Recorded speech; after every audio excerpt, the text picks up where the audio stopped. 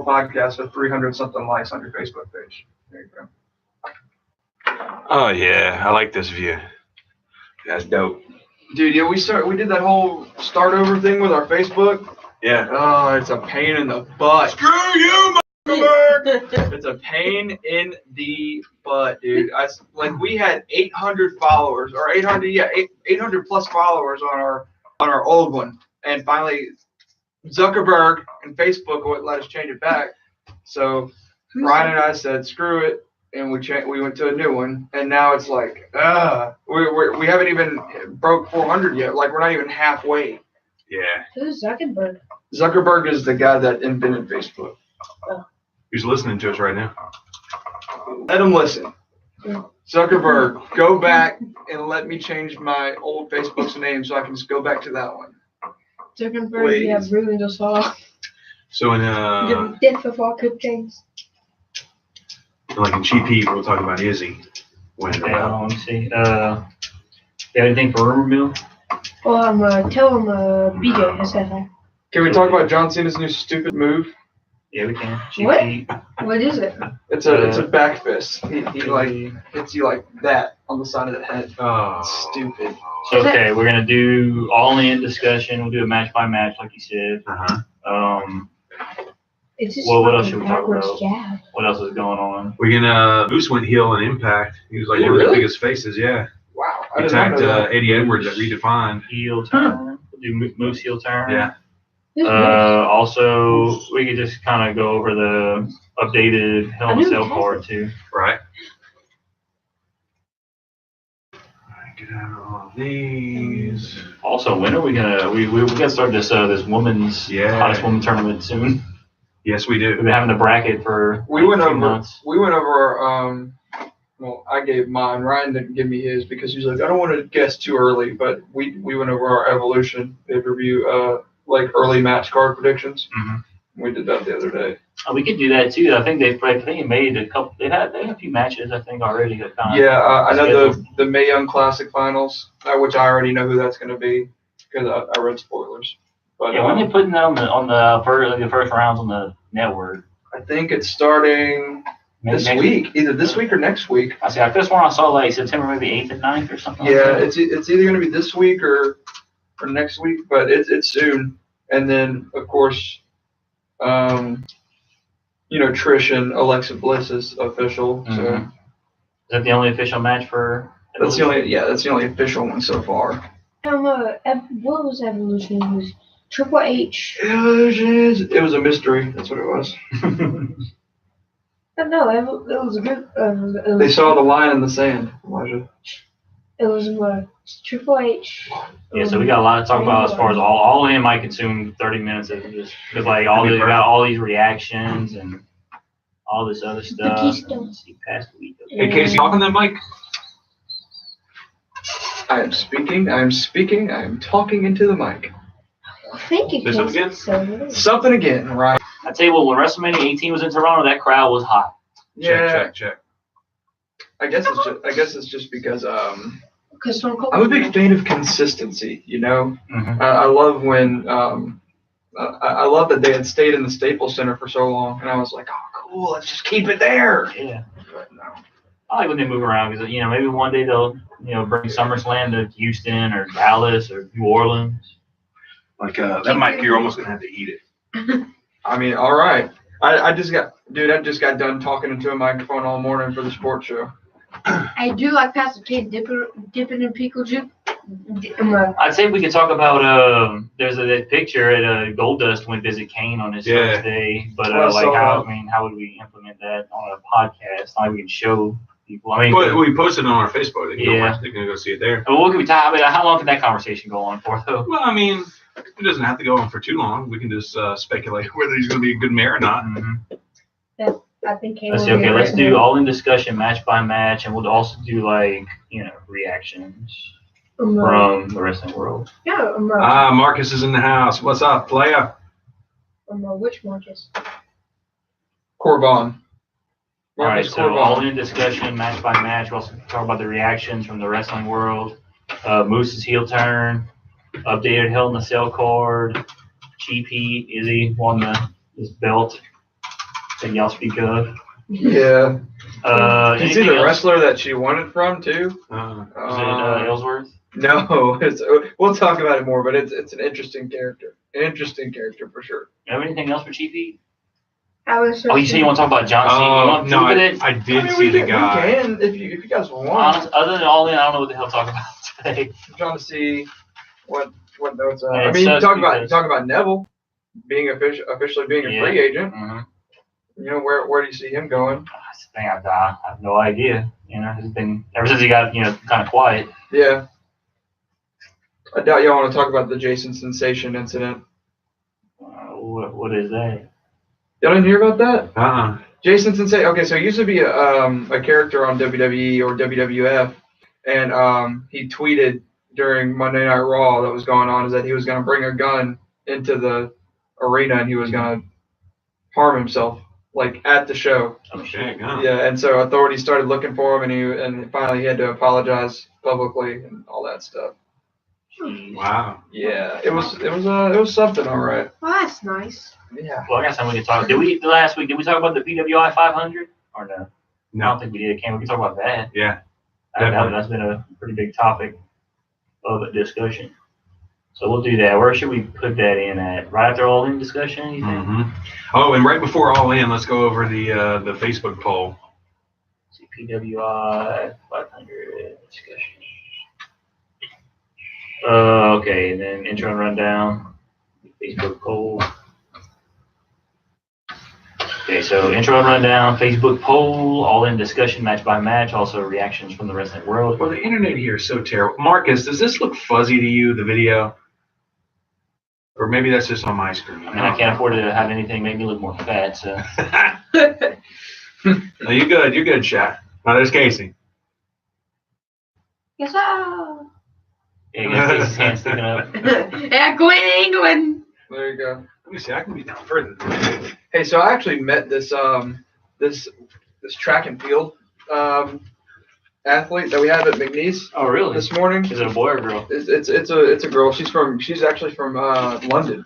And Oh, nice. yeah, That's no surprise. she was They got a lot of foreigners on that team. Yeah, they do. She was telling us how different it is from back home and all that stuff, and nice accent. I love I accent. say she's a looker. Or I mean she's do nothing you bad. remember her name? Oh, it was something. It was actually, I think her name might have actually. Snapchat. Let's put it this way. Look, Yeah, I've encountered many or a handful of track athletes at McNeese. I used to live with one, and I'm good friends with another. So I've encountered a lot of them in there. And some of them, hey. Hey, I tell you what, she's Look going to good. school to be a physical therapist. So just like twist your back or something, and Oh, then you can go visit her all the time. I got one of my good buddies, Darko. He's from Bosnia. Throws the javelin. Wait, There's a lot of international flavor on that track team, wait. including the women. No, you know what you need to do that? You need to put him, Patrick, you need to get a ring with Marcus. He'll get you in there. What? He's talking about Marcus. You don't know. The MMA fighter. Did y'all hear whenever he asked which Marcus? I was like Marcus Corban. Yeah. All right. So, okay, Facebook poll, All In discussion, match by match, and then reaction from the wrestling world. PWI 500 discussions, Mm-hmm. Moose heel turn, Yeah. updated Hell in a Cell card, Yeah. GP, Yeah. Izzy wins the belt, Yeah. anything else. That should be the full show. Before we do All In, let's do the punk poll. That's why I said Facebook poll. Oh, sorry. And then conclusion. Okay. Wonderful. Wonderful. Let's see, on average. Yeah, how sad about Matt Hardy, right? Yeah, I know, huh?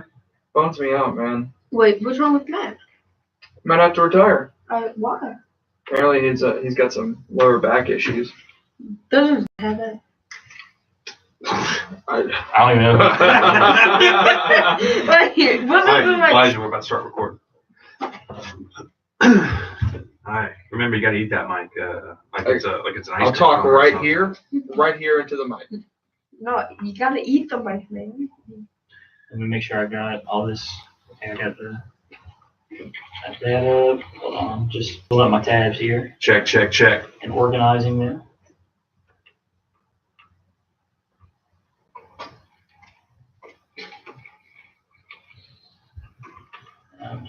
Getting up all these reactions here. I like your shirt. It's same colors going on. Excuse me. American flag.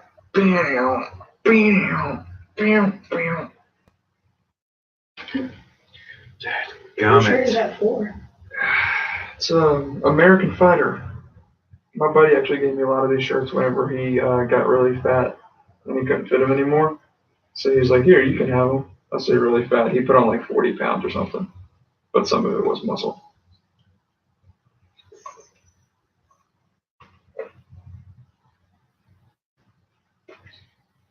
And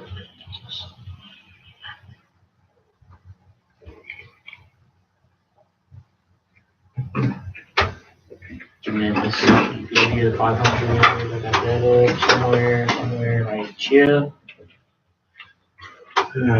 No, I doubt that's your internet, Marcus. The internet here is absolutely garbage. Garbage. Looks a little less fuzzy now. Always heel turn. Okay, update Hell in a Cell core. Garbage. Hey, you listen to Jim Rome, right? Mm-hmm. Have you ever heard that sound bite that he has? Like, garbage. Yeah. Garbage. my favorite sound drop of his is fat. Okay, I'm ready to rock and roll. Go. All right, here we go. 3, 2, 1. And welcome to episode 42 of the Average Marks Pro Wrestling Podcast, broadcasting live from the Collar and Elbow Studios. You can check out our Collar and Elbow product of the week at thegorillaposition.com. It is the new Sarge shirt. If you haven't seen it, it's awesome. It's camo. It looks good. I'm getting it. Just throwing that down right now.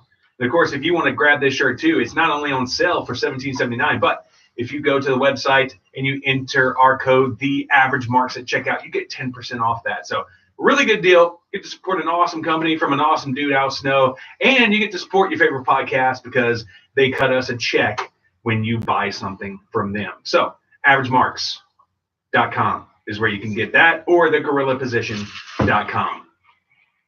Patrick, how's it going, Play? Oh, it's going good. It was a good night last night for pro wrestling. Unfortunately, I didn't quite get to see it. I know what happened. I'm waiting for All In to drop on New Japan World, and then I'm going to take a good hard look at it. But I did see all the results. We have Casey Jones here in the studio today. He saw it last night, so he's going to give us the full rundown on All In here in just a little bit. But for the entire rundown of the episode, Average Marks episode number 42 for September 2nd, 2018. Of course, we have the quick Facebook poll results. We're going to go over here in just a second. Yes. We're going to talk All In, match by match, get all the reactions from the wrestling world. And then the PWI 500 came out earlier this week. I know a lot of us, between the AMP guys, we were debating on the top 10, who should have been there, who shouldn't have been. So we'll talk about that. Also, a big heel turn from Impact. We're going to talk about that. And then the updated Hell in a Cell card. We're getting closer, actually. I think we're about 2 weeks away from Hell in a Cell.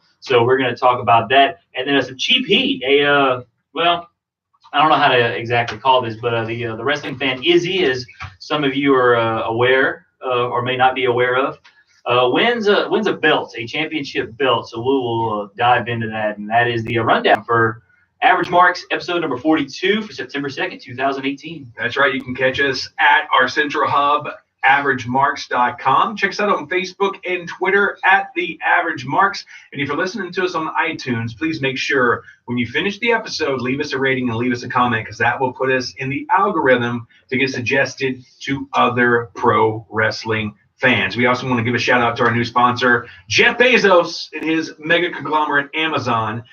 You shop Amazon. We know you do because we've been looking in your computer history. So there's no way around it.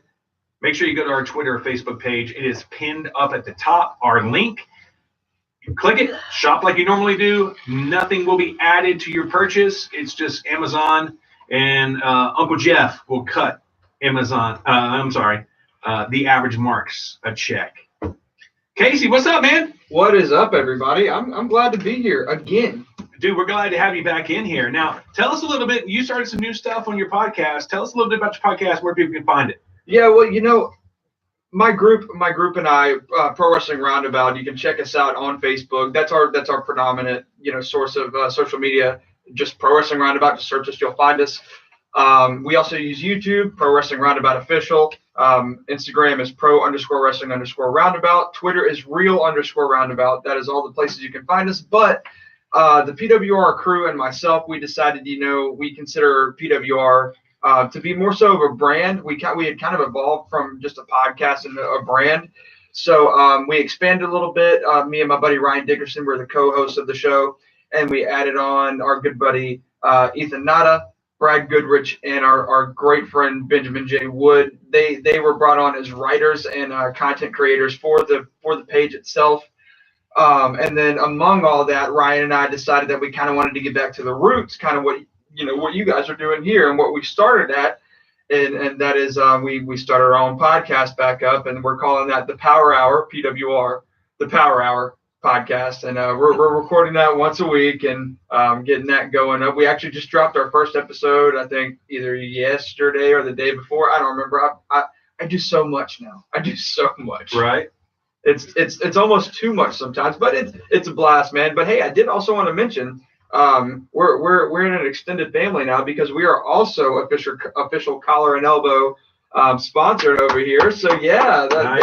There it is.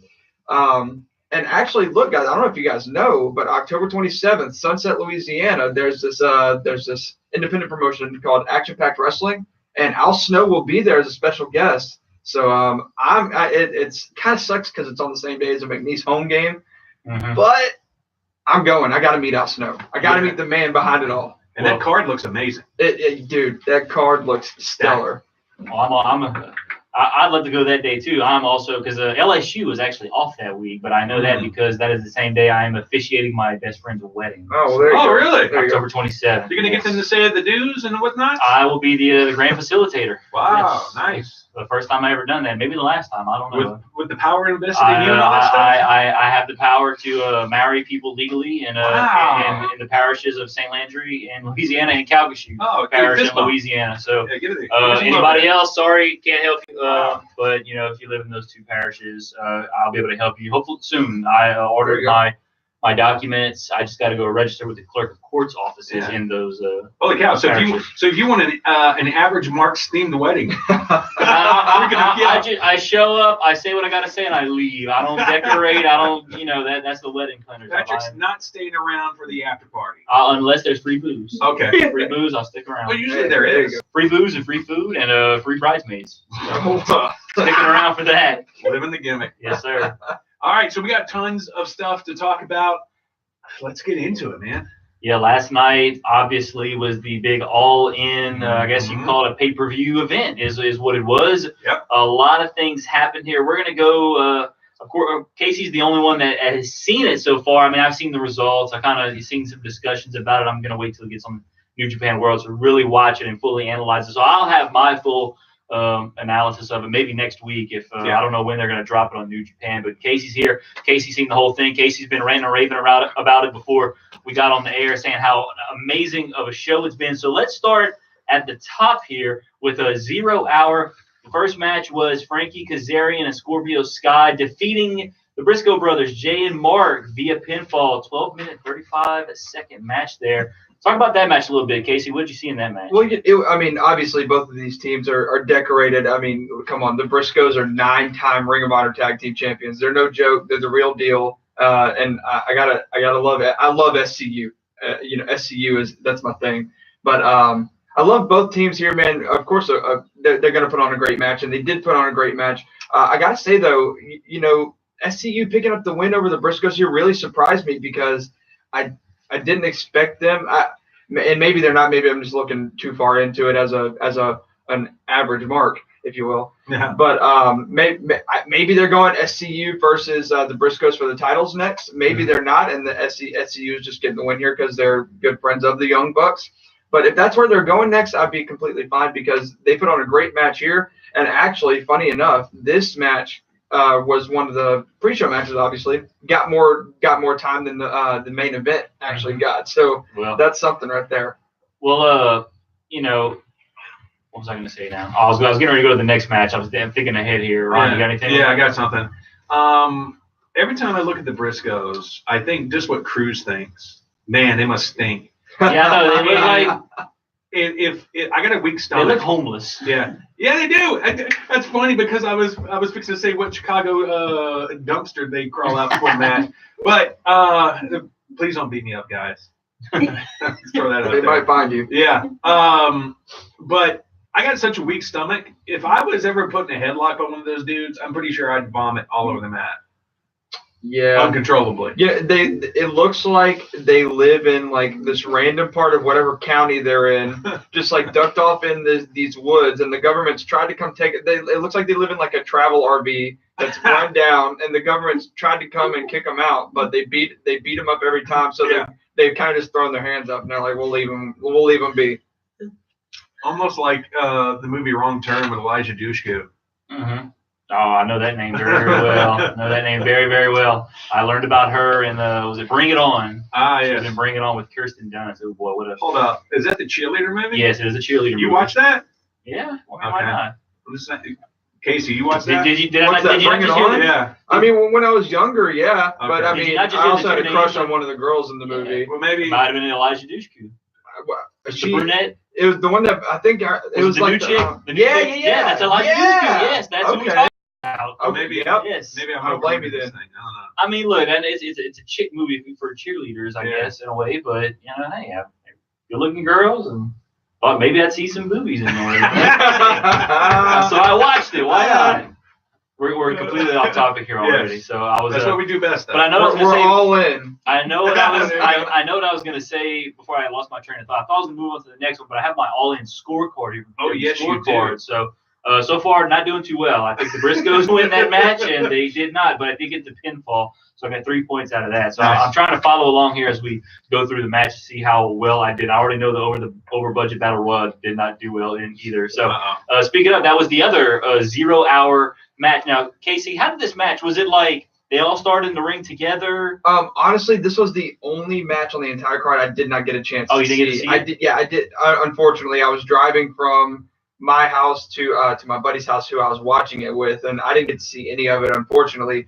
But from what I heard, it was kind of a unique style as to how they started. But of course, I initially thought Brian Cage was going to be the superstar in this match because he's Brian freaking Cage. He's the machine. He is.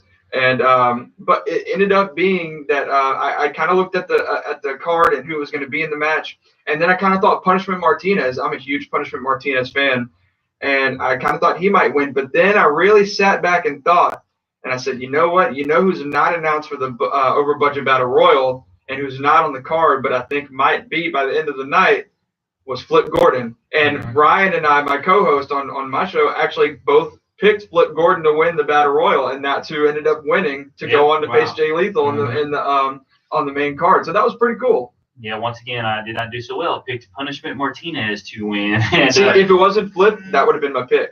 I picked Punishment Martinez to go on and win, then beat Jay Lethal, and then Cruz was like, or Bring was like, so you're picking to be a double champ? Hell yeah, why not? It's all in. Like he's all in. You never know what could happen. I mean, hey, this was like this is the most hyped wrestling event probably in years, at least the most hyped non-WWE event in years. And I was like, hey, look, anything. I fully expect anything to happen here at this, which we're gonna get into a couple of more surprising things that happen as we go along here. So let's go now to the main card. First match was Matt Cross.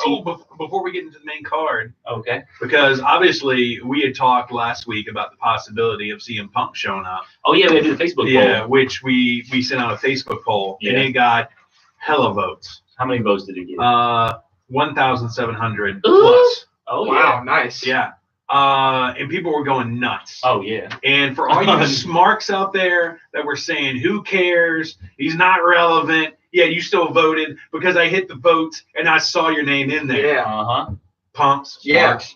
But so essentially, and I'm pretty sure you guys are going to be able to get this, but 75% of the people that voted said yes or no. No. I'm going to say no because I voted no. I also voted no. Yeah, it was a resounding success for the no vote. It was so like I wanted to hit yes so bad. I did hit yes. Well, because I wanted it so bad. I wanted it so bad. I wanted to hit yes, but my gut was like, it's just. I think it just made so much sense. And did you see the picture of the line of people that were waiting to meet him at Pro Wrestling Tees? It was unheard of. I saw it on Reddit. I mean, now I remember back in 2011, me and Brent went to the Hell in a Cell pay-per-view in New Orleans, and that morning is of course when Punk was still with WWE. He was doing like a meet and greet at the Target, or it was a store or something like that. And we showed up at this store at about I think 11 a.m. that morning, and when I tell you, the line outside that place was absolutely ridiculous. We saw that line and immediately said, we're not getting in line. We're going to be here all day. Like, there's no way. So we actually walked into the store and walked around, maybe in hopes we'd see him. We actually came within about 5 feet of him because when he walked through a side door, we were literally like an aisle over and saw him walk in. You were shopping for shirts and here comes. We were just browsing, walking around, just killing time. We were in New Orleans for the pay-per-view and we were just killing time. And sure enough, he walked in.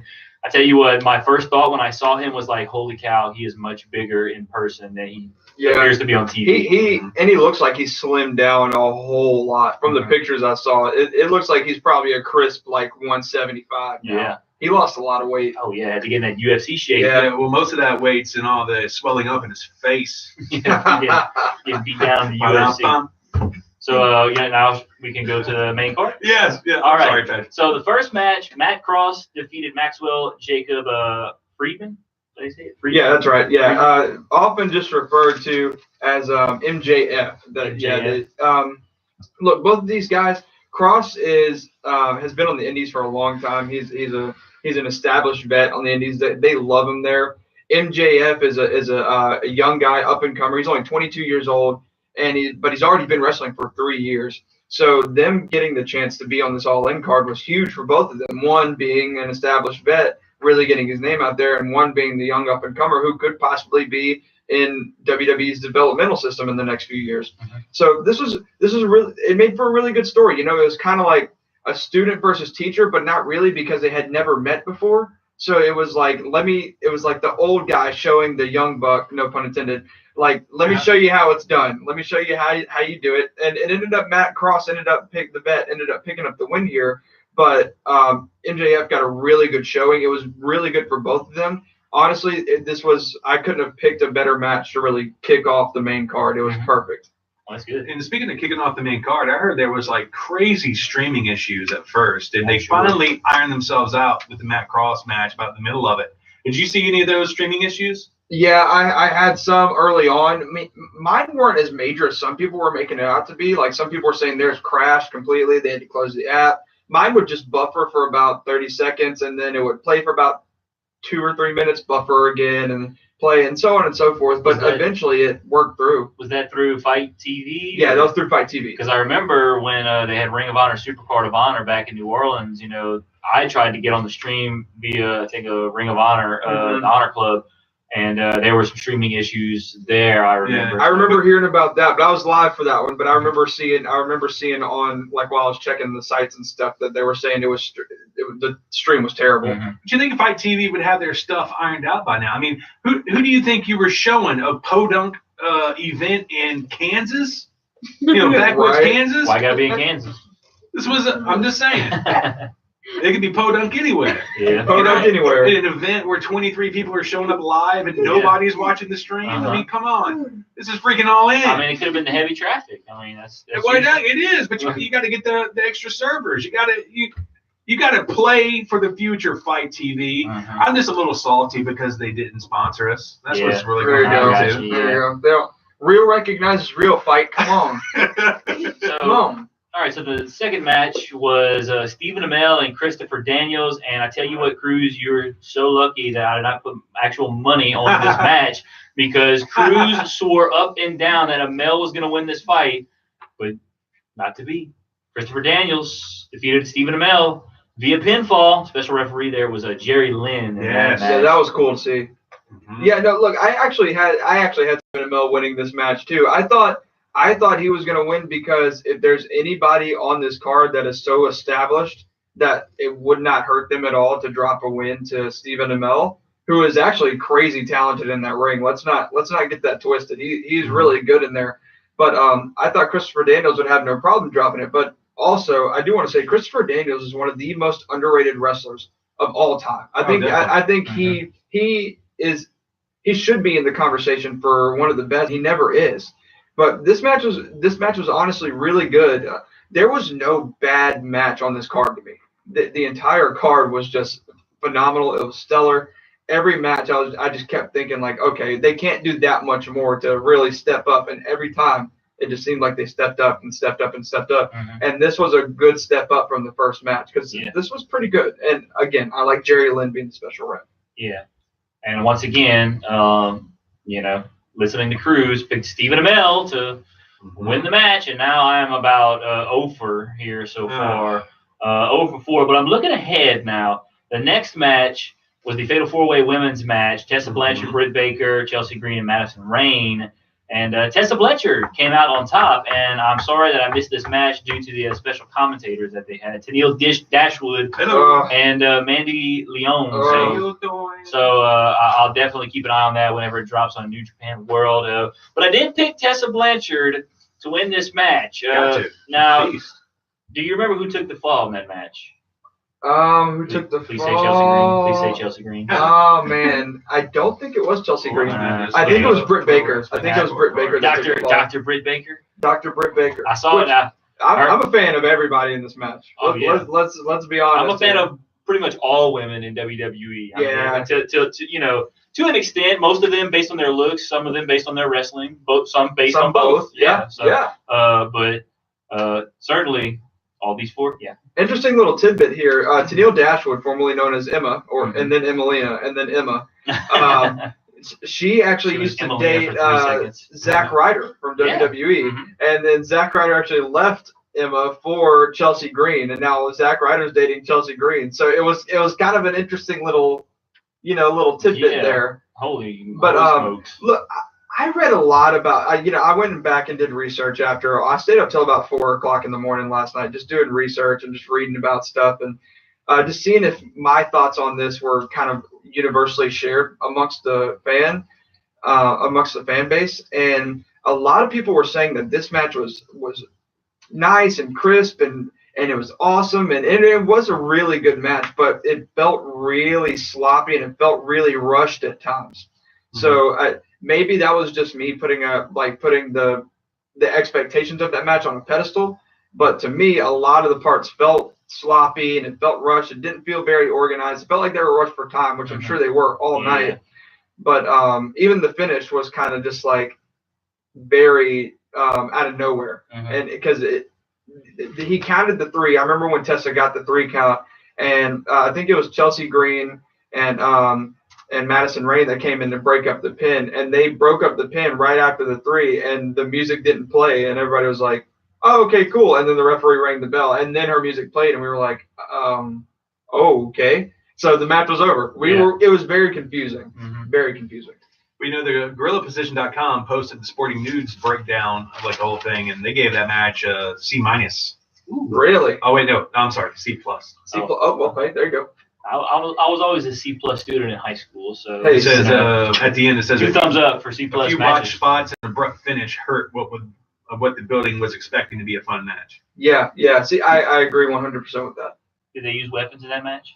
They did not. Yes, I said no on the scoreboard. They did not. I don't know if you remember how many near falls there were. Oh God, no. Well, PW scorecards, they're not going to post they were because all the PW scorecard people went to All In. So they said due to some technical difficulties, they weren't able to post the official results of their scorecards until they get back to I think they're from Vegas. Oh wow. So they're going to be back there tomorrow. So I'm just trying to see if you remember anything, just to see where I stand now.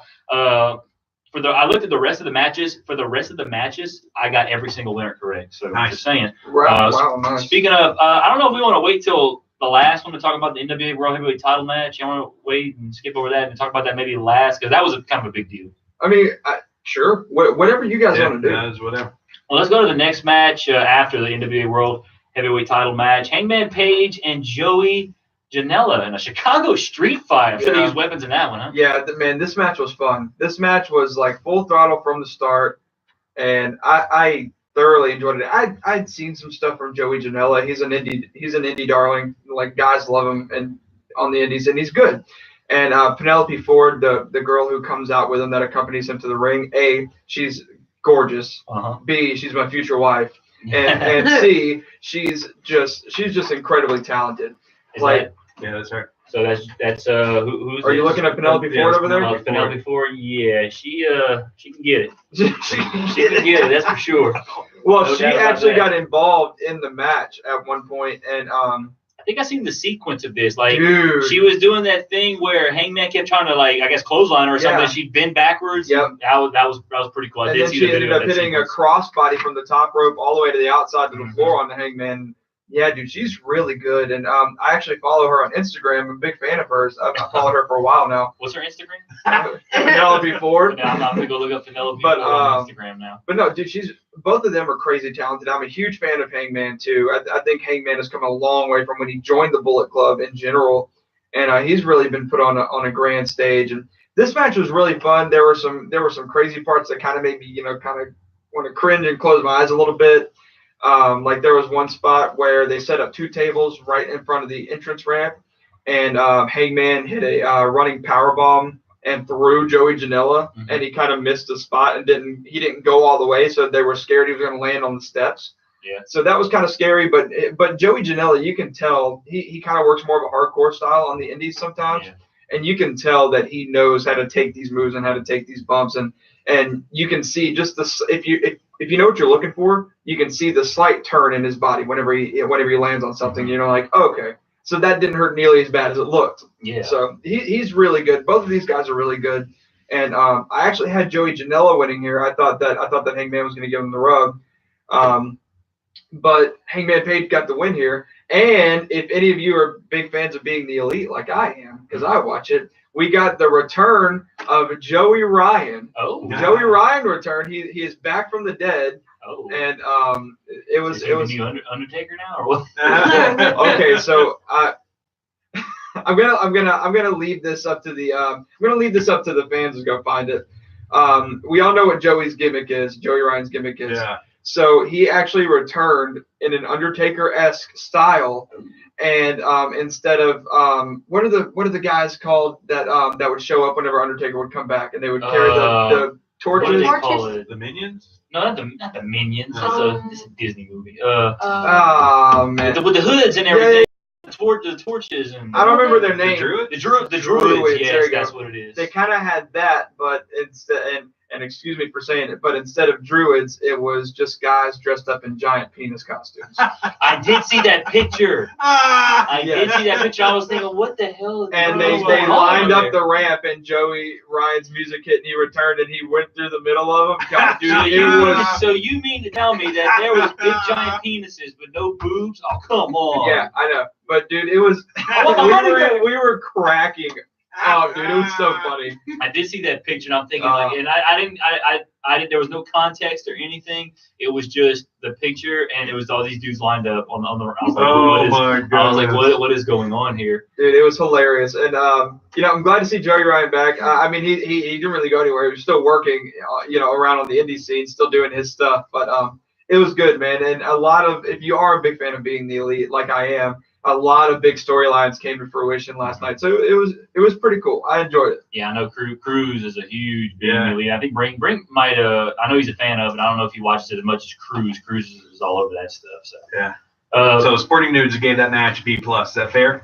Yeah, actually, yeah. I mean, dude. Okay, so other than the Fatal 4-Way women's match, which I didn't think was terrible by any means, but it had room for improvement. C+ I think is perfect. Nothing is, in my opinion, should get below a C+ on this entire show. Yeah. The entire show was so good. Now, you were talking about Hangman Page. I've become a huge fan of Hangman Page, too. Watched him in the G1. And also, he was the one that had the match. Was it with Kota Ibushi at Ring of Honor, Supercard of Honor? Yes. Yes, they had a really great match. Yes. God, dude, that was good, too. That's where I really started to become a fan of Hangman Page. Yeah, that was good. I remember that now. All right, so the next match was the Ring of Honor World Heavyweight title. Jay Lethal defending against Flip Gordon, who won the over-budget Battle Royal. I saw the ending of that match. I did see the clip of the ending, but take us through how that match went out. Well, this was a fun match. Jay Lethal came out as Black Machismo. So, dude, that was... Give it to me. Oh, man, I don't know if I can do it. Ooh, yeah. There you go. That's pretty good. All right. There you go. Me. That's the only time you're gonna get that one. But he came out as Black Machismo, dude, and it was crazy seeing him as Black Machismo. You know, being a huge fan of, because honestly, let's be 100% honest here. I knew who Black Machismo was before I knew who Randy Savage was. I saw Black Machismo, Jay Lethal as Black Machismo, and I said, "You're so young." I said, well, at least I wasn't born in 2007. Oh, but I saw Black Machismo, and I'm like, man, I gotta know why this guy is like acting this way. I love this character. And finally, they mentioned Liz, and finally they mentioned Randy Savage. And I was like, who the heck is Randy Savage? So I went down Randy Savage, and ever since then, dude, man, I've obviously touched up on Maurice. That was like 2008 or so. So that was a long time ago. Yeah. But no, dude, this was a fun match. He came out as Black Machismo. Flip Gordon came out with Brandy Rhodes because him and Brandy Rhodes are friends. Yeah. And so Black Machismo kept doing this thing where he would leave out of the ringside or leave out of the ring and go ringside. He'd go grab Brandy. He's like, you stay right here. You don't move. And so finally Brandy got in the ring, and she's like, Jay, I am not Liz. Like, stop treating me like I'm Elizabeth. And so finally she tapped him on the shoulder again, and he went back to Jay Lethal. And him and Flip Gordon went back and had their match. And then Lanny Poffo was actually ringside. Randy Savage's brother was ringside with Jay Lethal, and he eventually tapped Jay Lethal on the shoulder again, turned him back to Black Machismo. Now this match was really enjoyed this match. Flip Gordon is a hell of a worker. Don't get me wrong. The only thing that I did not like about this match is that Jay Lethal hit 3 top rope elbows, like consecutively. He hit an elbow, went outside, hit another one, went outside, hit another one, and Flip Gordon still kicked out. That was I kind of just lost it after that. I was like, man, I get it. You know, it's a big stage, big match. You don't kick out after that. You don't kick out after 3 top rope elbows. That's just the psychology part of me that really wanted to see it. In the 1980s, you did, and people are kicking out the DDT. You know, back when Jake the Snake did that, it was done. You were over. Yeah, that's true. That is true. Now, I don't know. I just felt it as, if you're playing the Black Machismo character and that was Randy Savage's finish, that's how he put guys away. Yeah. You know, even the big guys. I thought 2 at max would be like, oh, he's done. And then when he hit that third one, I said, okay, this is the finish. And then he kicked out, and I'm like, okay, but where do they go from there? But it was still a good match. I still thoroughly enjoyed it. Flip Gordon, I think, is a superstar. Is going to be a superstar. He's a great name. I love his name. Yeah, and he's going a long way in this business. He's going to be a big star. So then at the end, Bully Ray came out, huh? Yeah, Bully Ray came out and attacked both of them. Kicked Lanny Poffo below the belt. The Beans and Franks. Yeah, and the Beans and Franks. And then Colt Cabana came out and made the save. I think there were. No, that was it. Okay, I was about to say, I thought there was somebody else that came out and made the save. Maybe I'm just forgetting. It was a long night. But it ended up, it was not Lanny Poffo, Colt Cabana, Flip Gordon, and Jay Lethal all put Bully Ray through a table after Bully Ray got the table. So that was a good little spot. So, let the crowd be happy. Nice. So they gave that match a B. Fair? That's fair. Okay. That's fair. The next match was Kenny Omega and it says here Penta L0M, but I know it's Pentagon Jr. So talk to us a little bit. I know what happens. I know who wins. I know how it finishes and whatnot. I know what happens after the match, but take us first through the match, Casey. Okay, so I literally wrote down in my notes right here. My first sentence is, what do you want me to say? It's Kenny Omega. Yeah. It's Kenny freaking Omega, dude. I mean, this guy, I remember when they announced this match, I said, are you kidding me? We're getting Kenny and Pentagon. Like, I wasn't excited about it. And then as it got closer, I kind of got a little more excited. And Kenny they did it. And don't let me just give all the credit to Kenny. Pentagon is phenomenal by all means. This was actually the first Pentagon match I'd ever seen. I'd never seen a Pentagon match up until this point. And they are phenomenal. They both did a great job. Lot of close falls. Pentagon had the crowd right here in the palm of his hand. Had him right there. Every time, I don't remember what exactly it was, but he did this little hand gesture, and the crowd knew exactly what he was talking about, because every time he did it, you could hear all 10,000 plus doing it with him. Nice. And it was, this crowd was fantastic too. And this match between these two, like I said, Kenny did it again. He blew me away again. Pentagon did it. He blew me away. Honestly, this was probably. I might say it's hard to say what was the best match on the card, but if I'm looking at it, this was probably the best match on the card. It was pretty dang good. Yeah. A lot of good spots. I forgot to mention. I'll mention it in a second, but a lot of good spots to the outside. Good high flying. Pentagon. He looks like a bigger guy. The guy can fly, man. Yeah. He can go. So overall, dude, this match was phenomenal. Kenny delivers every single time. I actually really best bout machine right there. Yeah, honestly, if I'm being 100% honest, I had Kenny losing here because I thought there was, but only because of the interference during the match. Well, I could understand because when we were filling out our scorecards, I was saying, well, it's a non-title match. Exactly. So because it was a non-title match, I could see it, but I was like, well, let's remember who's booking these matches. Right. Kenny Omega's gonna win the match. Right, and so I know that WWE is talking to Pentagon. I know that they've had talks with Pentagon.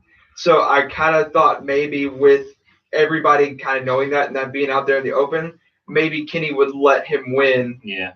Or maybe they would book him over and give him a little momentum going into that signing if it does so happen. But regardless, I'm not surprised by the finish at all. I think Kenny is definitely the best wrestler in the world. Oh yeah. For a long time I argued AJ Styles, and I could still argue AJ Styles, but Kenny right now I think is the best wrestler in the world, and Pentagon put on a hell of a match with him.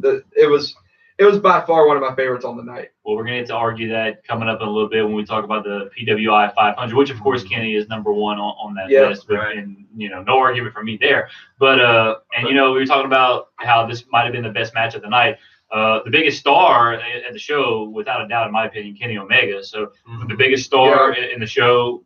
In this match, a lot of attention. It doesn't matter who they would have put against Kenny Omega. This match, even if they put garbage Nick Aldis in this match. No, Nick Aldis would have messed it up. You could have put him against a 12-year-old girl. Yeah. Oh, we can't do that again.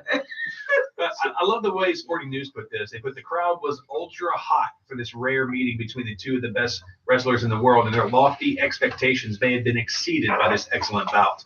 They gave it an A. Now check this out. I found this and I was looking at the duration of these matches and I was thinking, holy cow, I may have gotten some of these answers right on the dot here. So for Kenny Omega and Pentagon Jr., I predicted a 26-minute match, and then for Okada and Skrull, I predicted a 17-minute match.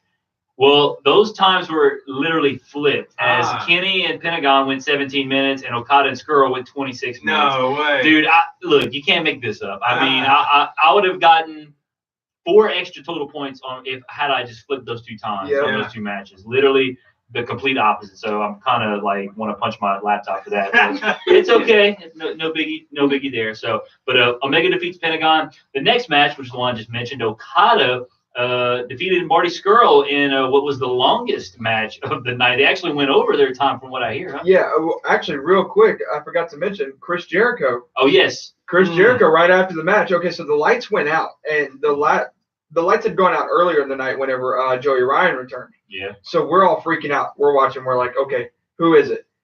My buddy Ryan is saying, is it CM Punk? Is it CM Punk? And we're like, it's not CM Punk. CM Punk's not going to happen.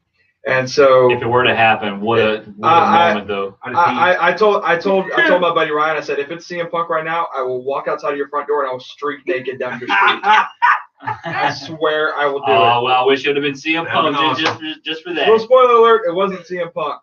But then when it came back on, whenever the lights came back on, the lights were out. The commentators played it off well. They're like, oh, we're on some technical. Can we get the lights back on? And finally the lights came back on. They're like, thank you. And Kenny's still standing there in the ring, and he throws his hands up. He's like, thank you for getting the lights back on or whatever. And Pentagon's still laying there on the ground. And I looked at my buddy Ryan. I said, that's not Pentagon. He goes, what are you talking about? It's Pentagon. And I said, And then he ran over and he attacked Kenny. He's like, see, he's just being a poor sport. I said, look, his tattoos on his arms. And then he hit the code breaker. And I'm like, there he is. And I actually called Chris Jericho showing up. I just thought he was going to show up in the main event and attack Kota Ibushi to set up something for them later on down the road. But this, I wrote this down. I'm hoping this is strictly to set up to help further along the match they're having on the cruise. Yeah. Because I don't want them to renew their rivalry in New Japan right now because they're both champions. Yeah. So there'd be no point. And in a match of that caliber, you know, I fully expect Omega to have that belt until Wrestle Kingdom. Whether or not Chris Jericho has the IWGP Intercontinental belt until Wrestle Kingdom, yet to be determined. But you know, if they do a match like that, I don't think they will. Where you have the Intercontinental Champion versus the IWGP Heavyweight, you know, champion. You do that at a Wrestle Kingdom, right? So. Although I just, you know, and I think there's bigger money matches than that, because we've already seen that was one of the big selling points, especially with Jericho coming over from WWE. Yeah. My question to you guys is, for the longest time, Jericho refused to do anything non-WWE in the States, and that's why he went to Japan and was okay doing Japan there, because it wasn't in the States. Why is he so comfortable doing All In? Are we seeing Jericho kind of switch to where he's kind of doing what is best for him and not what's best for WWE now? Well, you know, like you said, this is Jericho's cruise, right? Yeah. So I think had he, you know, had he not had this cruise or whatever going on, he wouldn't have shown up. I think this was strictly for his cruise. For the cruise, yeah. Nothing more, nothing less. You know, just to kind of help his cruise out, which I mean, I don't think really, honestly, doesn't even need that much help, but. If you're going to do it, you might as well do it on a stage like All In, where, you know, obviously the wrestling world was watching with the exception of me. And so it was strictly for the cruise. I think, you know, other than last night, you won't see Jericho do anything that's non-WWE in the States, maybe ever. And I don't think Vince McMahon sees All In cutting into WWE's business at all. Because, I mean, it's not like they're an organization. They may have... Hell, I think you even saw something a while back. You know, Vince apparently would have called them to say, hey, you should do this show in September, because September is the worst month to promote, you know, a wrestling event. And they did it on the first day of September and sold out in 30 minutes. Yeah. Less than. So apparently, I don't know if Vince was willing to at least maybe give him some advice or something, you know, along the, you know. I'm pretty sure Jericho called Vince and said, hey, I want to go to this All In thing. I'm pretty sure he got his blessing. I mean, but he doesn't just burn his bridges. I mean, no, he doesn't. But when you guys go back and watch it, you'll hear they said the words WWE or the letters WWE on commentary so many times. Vince doesn't care. He heard WWE every time he heard WWE on there. All he heard was cha-ching, cha-ching, cha-ching every time. And so seeing Jericho over there, everybody knows Jericho from WWE. Yeah. So he said, well, yeah, I'm going to send one of my greatest wrestlers of all time over there. And, well, not necessarily send them, but, yeah, sure, go ahead. And so he doesn't care. He's fine. Yeah. No, yeah. See, Vince... Right now, with the amount of money Vince is making, there's nothing that can. Their stock is so high right now too. Their stock was at an all-time high. So many of the company officials just sold off so many of their stock for millions and millions of dollars. They're not hurt by any means. No, not at all. So Okada defeats Skrull. Did we really dive into that match? Or? No, not yet. And you know, honestly, this was I'm not even looking off my notes anymore. But this match was one of the best. David and Goliath stories I've seen in a wrestling match ever.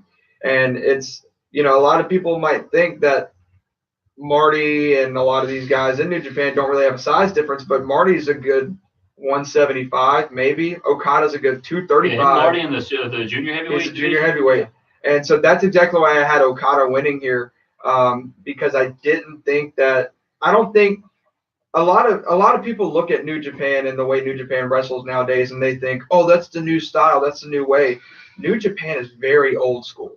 New Japan has been doing the same thing for a long time. Yeah. And I think that they're still so old school, not that it hurts them by any means, but they're not ready for a junior heavyweight to go in and disrupt their heavyweight division the way that whole system is. So if Marty would have beat Okada here, even though it's not in Japan and it's not in New Japan, and it's on U.S. soil, that would have been, in my mind, detrimental to their whole heavyweight system. And it would have been like, well, if a junior heavyweight can beat a heavyweight, why can't the junior heavyweights go for the heavyweight title? And it would have just caused an uproar. So I think Okada had to win here. But, yeah, this is the match that went over by, I think, 12 minutes. So this is the match that actually really hurt the main event time-wise.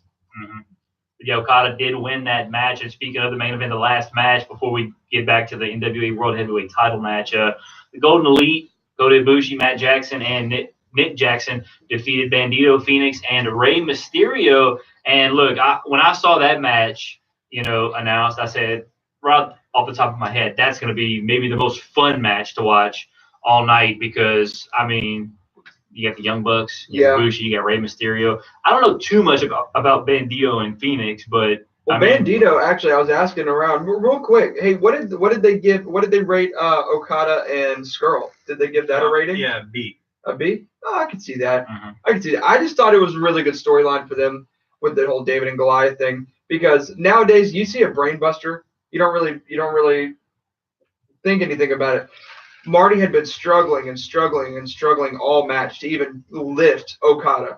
And finally there's this one moment in the match where he snapped and just picked Okada up and dropped him with a brain buster, and the entire crowd literally jumped to their feet. I've never seen an arena of people pop that hard for a brain buster. Nice. It blew my mind. It blew my brain. It busted my brain.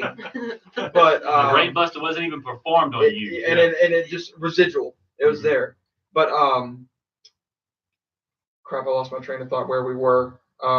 Talking Okada's girl? No, where we were, we had moved on. Junior. Yeah, Bandito. I was talking about Bandito. I was asking my buddy Ryan. I said, do you know how old Bandito is? Like, if you had to take a guess, I asked him and my little brother. Shout out to my little brother BJ.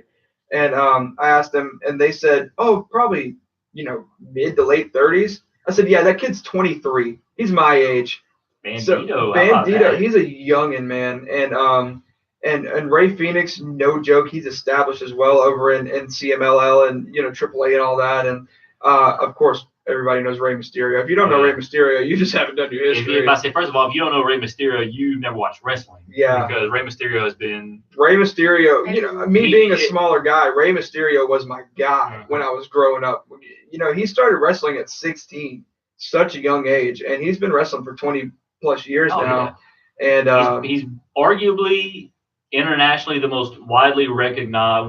the most widely recognized pro wrestlers, maybe. Yeah, I mean, you show somebody a picture of him, and they'll probably know him, even if they're not a huge fan or if they're not a fan at all. But and another thing is that he's been wrestling for 20 plus years, and he's probably in the best shape of his career. I know that, and there's actually talks of he's on the WWE 2K19. Yeah. So, and the last few years, anybody who's been featured on 2K19 signs a contract with WWE, and they've been saying it's imminent, but we haven't really. I think it's going to happen. Japan stuff. I think they were just waiting until All In happened, and I think he wanted to finish out his dates that he had already made and everything. But dude, this match was pretty good. For the allotted time they had, we knew it wasn't going to run long because of how close to the 10 o'clock hour it was when it started.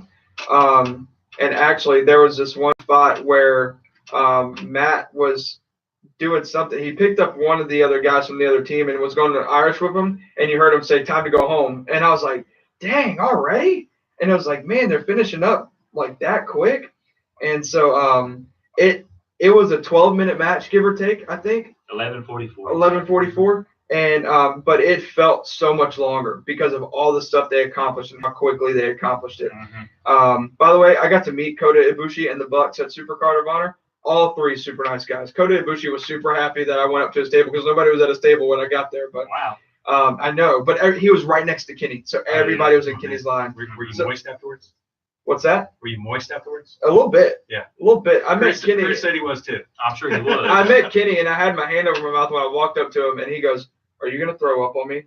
And I said, No, I'm not gonna throw up on you. I'm just really excited. He said, "Okay, cool, because you would be the second person today." So I said, "No, I won't do that." Oh, but goodness, he's a superstar, dude. We waited in line for almost 3 hours to meet him. His line wrapped around the UNO Lakefront Arena 3 times. Yeah, dude, he made some bank that night. He made some coin, dude. But dude, this main event, like I said, was really quick, really fast, but they accomplished so much in the allotted time they had that it felt like it was so much longer. I feel like if they were originally supposed to go 28 minutes, and I feel like if they would have gotten that 28 minutes, it probably would have been the best 6-man tag team match you've ever seen in your entire life. And I don't know if anything would have topped it. I want to know who made the decision at freaking Fight TV that the biggest event that you're going to show possibly ever, you're going to put a time limit on it. Yeah, maybe it was just on Fight TV from Mike here. Maybe it was just the pay-per-view providers and not despite. Maybe it was the pay-per-view providers that were selling the paper. I don't know, man. maybe they paid for a certain amount of airtime and they were running up short on the airtime. Well, at least they didn't do a WCW Halloween Havoc. That's what I was going to say. With They went over, they kept wrestling.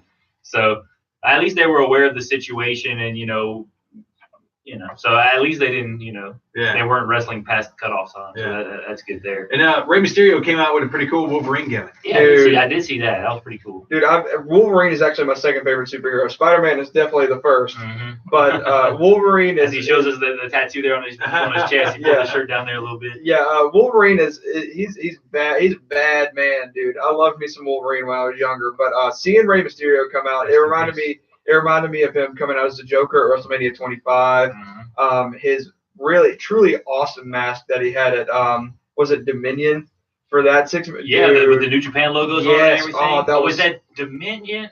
Yeah, I think it was Dominion. I was thinking because he fought at the G1 finals. Yeah, that's right. But it was at Dominion. He wore that amazing dude, that was New awesome, Japan man. attire. That was cool. I loved that mask. But seeing Rey Mysterio there just literally 12, 13, 14 years after I first started watching him, and he's still flying better than these young guys. Yeah. It just blows me away, man. This match, it was really good. It was awesome. I feel like if they would have had the allotted time, it would have been 20 times better. Mm-hmm. Now, let me ask you this real quick, because we're great at getting sidetracked here. That's what we do. Yep. What was your immediate feeling when Logan died? Well, he's still alive in my heart. No, but when you were watching the movie. Oh, man. It's been so long since I've seen that movie. Were you like, dude, they just killed him? How? Yeah, it was kind of a WTF moment to me. I threw my hands up and looked at my fiance. Shout out to her too. I looked at her. I said, "What the heck? He's not supposed to die." He died? Yeah, he's invincible. It's dead Wolverine. And he died. Spoiler alert: Wolverine's dead. Well, that's an old movie. So Yeah. He's dead, just not dead to Casey. Yeah. So they get that match A-. Wow. High praise for a match that they were kind of they had time constraints and constraints. Thanks a lot, Fight TV. No, so if it got an A- almost a third of the time, imagine what it would have gotten on the 28 minutes, man. I had a feeling that'd be the most fun match to watch because there's just always so much going on. I did see a few spots from that match. It was really cool. I can't wait to watch the whole thing. Has Unc Dave came out with his ratings yet? No, he won't do that till Wednesday. Till Wednesday? That's what are you waiting on, Dave? That's what they do. That's when they do their Wrestling Observer show. I want to tell you how wrong you are on Twitter. Yeah, this guy. We still have one more match to go over. That is the NWA World Heavyweight title. Of course, Cody Rhodes defeated Nick Aldis in what was the second longest match of the night. I did see the finish to that match, and I just this whole pay-per-view really was built around this match because this was I think the first match that was officially announced. Could Cody win the NWA World title just like his dad did many moons ago, and he did. So Casey, tell us about this match. Yeah, honestly, should have been the main event. Yeah, it should have been. Real quick though, I did find out this little stat, this interesting little stat last night. We were just talking about Rey Mysterio, and I saw Shane Helms tweeted this last night. Shane Helms, otherwise known as the Hurricane or Gregory Helms, whichever. Shane Helms and Rey Mysterio are the only two men in professional wrestling history to wrestle at All In, WrestleMania, and WCW Starrcade. Oh, wow. That just blows my mind, blows me away. That is phenomenal. That is unreal. But no, this match. Look, I think I'm on the same page as you over there, Mikey O. Is that I'm not a Nick Aldis fan at all. Do not like Nick Aldis at all. Didn't I didn't mean to cut you off. Tim Storm? I saw. Tim Storm was there. I remember my little brother told me that Tim Storm said he would be there. And I was like, oh, that'd be cool if Tim's gonna be there. Maybe he's like in the crowd or something, or he's backstage. And when he started walking out, I was like, oh my God, that's Tim Storm. And it's crazy too. It's surreal to be able to look at, the history of the 10 pounds of gold. I've held that championship in my hands, and that's such a prestigious championship. And it's crazy. I had Cody winning this match going into it because I thought it made the most sense. And this match was really good. They had a spot where Cody bled. I'm not sure if it was hard or if it was self-induced or not. But overall, Brandy Rhodes. Let me shout out Brandy Rhodes real quick because A, she's another one of my future wives, and B, Cody has anything to do with it. Cody can go off and do whatever else. So they can keep wrestling. Cody's running for whatever. But Brandy Rhodes took a sick elbow drop from Nick Aldis. Like she covered up Cody Rhodes whenever she was trying to stop the match, and Nick was on the top rope about to drop an elbow, and she was begging him to stop, and he did it anyways. And she covered Cody and took the blunt of that elbow drop, and it looked like she took it, dude. And shouts out to her. Brandy's never been one to shy away from taking the bumps. What about that outfit she was wearing? That was kind of sparkly. Yeah.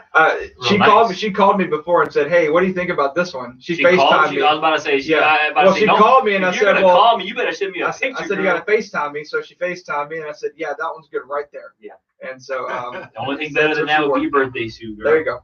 But they also came out with their dog Pharaoh. That was pretty cool. Beautiful dog, by the way. I mean, Jeff Jarrett came out with Nick Aldis. With Cody Rhodes, it was DDP, Tommy Dreamer. He was wearing his Dusty Rhodes polka dot pants. Glacier from WCW came out with Glacier. And had the whole it was so random. Big old fair. It was a big fight feel. It really felt like a UFC or a boxing match. The way they came out and the way they had introductions and everything.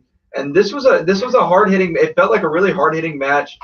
Nick Aldis looked roided up, of course, and it was really fun. When Cody left WWE, and it was probably because of what WWE had done with his character and what they had done with Stardust. I wasn't a huge Cody Rhodes fan anymore, and when he got on the Indies, I wasn't a huge fan. I didn't follow him that much, but him being in the Bullet Club and this transition that he's made with his character and literally becoming one of the best wrestlers in the world, I think. I'm a huge fan of Cody, and I was a huge fan of this match, and he made Nick Aldis look good, and that's not easy to do. No. So this was a really fun match. I really enjoyed it, and the moment that you got to see Cody sitting there holding that belt, and now we get the pictures of Cody and Dusty side by side holding the exact same championship. A wrestling fan, it brings it makes your heart flutter a little bit. It was a nice moment. I talked to a guy this morning. He said when he woke up around 4:00 this morning, he saw that picture and he shed a little man tear. Dude, yeah, it was. I saw that picture again this morning when I woke up, and I said, "Man, what an awesome picture."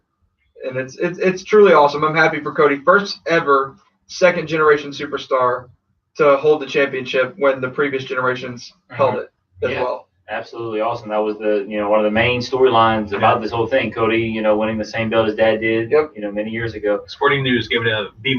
Fair? B- is fair. Now, and I want to echo something that Tim said in an interview here recently. I don't know if this was the plan because I've given Billy Corgan some heat. Yeah. I don't know if this was a plan for a long time, but however it came together, this is not only magical, but this is genius for the NWA. Like you're saying, Cody has built himself into one of the top wrestlers in the world. Now you have a guy who is not Nick Aldis, who has chops, who people can believe in as a legit champion holding your strap.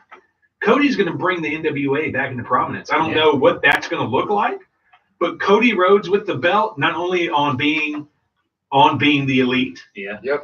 NWA is going to be all over the world. Ring of Honor, belt's going to show up there. New Japan, the belt's going to show up there. This belt's going to be in everybody's face. Yeah. This is absolutely amazing for the NWA. Well, I just want to say one thing. Even though Nick Aldis lost, he still won because he got to go home to Mickie James. Yeah, there you go. Who recently had nothing wrong with that. It was a nice picture we put on the Facebook page there. I tell you what, Lord, I looked at that a few times. But, so now, what's going to happen with Nick Aldis? Obviously, is this going to springboard him into maybe getting signed with Ring of Honor or New Japan? I don't know. I guess so. They have Cody confused. Time will tell. I don't know who's that's the thing about that I was wondering. Like, I guess he's going to defend it. He has to defend it. I don't know if NWA. They don't have like TV shows or anything like that. They have championship wrestling in Hollywood. Yeah, as I said, they have that, and I honestly think I mean, Nick Aldis was considering retirement before he decided to have this last run in his career, or this most current run in his career. Nicky's money. Yeah. Jerk. But I honestly think that Billy Corgan is a businessman, and I think that the NWA is a business, and he sees that, and he says, I think he's going to say Cody can defend that belt wherever the hell he wants. Yeah. If he wants to go defend it in New Japan, and New Japan is like, yeah, I can put that belt on our show, they're going to put that belt on their show. If Ring of Honor says, yeah, you can put that on Supercard of Honor next year, go defend it on Supercard of Honor. I mean, that would be a smart move for the NWA, in my opinion. Now, I have heard through the Eventonet that Corgan is working with several networks to try to get a flagship show on there for NWA. Yeah, that'd be a good idea too. And signs of people. Now that you have Cody as your champion, I mean, everybody's gonna want to watch that. Yeah. So there's a quote now. Voices of Wrestling tweeted out late last night a quote from Cody. You're wondering what happens next with this group? We are all sticking together. No company, no entity owns pro wrestling. We own pro wrestling. So I'm sure there will be an All-In 2 at some point next year. When and where it'll be, I don't think we know that yet. Some other reactions. Obviously, heat thrown to WWE. Casey, did you see his tweet a few months ago or like a month ago? I'm the game now. Cody said that? Yeah. No, I did not see that. Yeah. Oh, that's good. That's good. Also, some more reaction. Brian Alvarez said, one of the most memorable events I've ever covered in 23 years. Yep. Kenny Omega said it was probably the best show he's ever been a part of. Yep. Let's see. This is what Daniel Bryan tweeted out before the show. Said what Cody Rhodes, Matt Jackson, and Nick Jackson have done to create a groundswell in wrestling, in the wrestling community is both incredible and inspiring. Not only is it great for fans, but also for wrestlers and the industry as a whole. Congratulations on what will be an amazing night. And let's see if I can maybe find some more big reactions here. I don't think, at least not right off the top of my head, I have to really look for it. I don't want to waste too much time here. But overall, it seems like a lot of positive reactions from the wrestling world, from fans. I haven't seen a fan yet. I've been reading some reactions on Reddit. I haven't seen one single fan that said anything negative about the show. So big ups to those guys, for putting on this show and, setting this goal to do this great show. Sold out in under 30 minutes. It delivered for the most part, I believe. You said that the women's match maybe have been a little underwhelming, but that's the only downfall of it. Yeah, but I was about to say, if out of all the ratings, if the worst rating on your show is a C+, and you're self-funded and you're not WWE, and you just gave WWE a big blip on their radar, you got to be proud of yourself. Oh yeah, absolutely. The only thing is, the only problem that I have with the show is that the NWA World Title was not last. That should have been the last match. I agree with Casey said that. So other than that, I mean, hey, it seems like the show was fantastic. I can't wait for it to drop on New Japan World. Anybody listening that works for New Japan World, get it up now so I can watch it, please. Get your life. After all this discussion about it, I'm like, okay, let's do it. Let's do it. I think we've been talking about this for an hour now. Yeah. So it deserved it. Yeah. Oh yeah, absolutely. So should we continue with? I guess we can continue here with. Well, move on here, huh? Yeah, let's just go through the next thing quickly. Yeah. And then let's hit the cheap heat. Okay, so the next thing was the PW 500 discussion. Yes. Let's go over quickly the top 10 here. Let me go ahead and pull it up. I had so much. This was a good list. Yeah, I was about to say, actually, I have a screenshot of it on my phone somewhere. And I had it up and I lost it. I got it right here. Yeah, go ahead and shoot it. Shoot out the top 10 list there. Okay, so I'm going to go from number 10 to number 1. Okay, cool. Yeah, that's fine. All right, so number 10 is The Miz, who is staying in the same spot as last year, was number 10 last year. Number 9 is Tetsuya Naito, who was number 12 last year. Number 8, Cody Rhodes. Big jump for him from number 33 from last year. Number 7, Roman Reigns, who was number 4, so dropped 3 spots. Number 6 is Braun Strowman, who was number 34 last year. Big jump for him, too. Number 5, Seth Rollins, who was number 16 last year. Number 4, I do not agree with this one, is Brock Lesnar. Do you not agree with that one? I don't think. We'll get into it in a second. Yeah. Who was actually number 25 last year. I think 25 is way too low for him, though. Number 3 is Kazuchika Okada, who was number 1 last year. Number 2, AJ Styles, who stays in the number 2 spot. And number 1 is, of course, Kenny Omega, who was number 5 last year.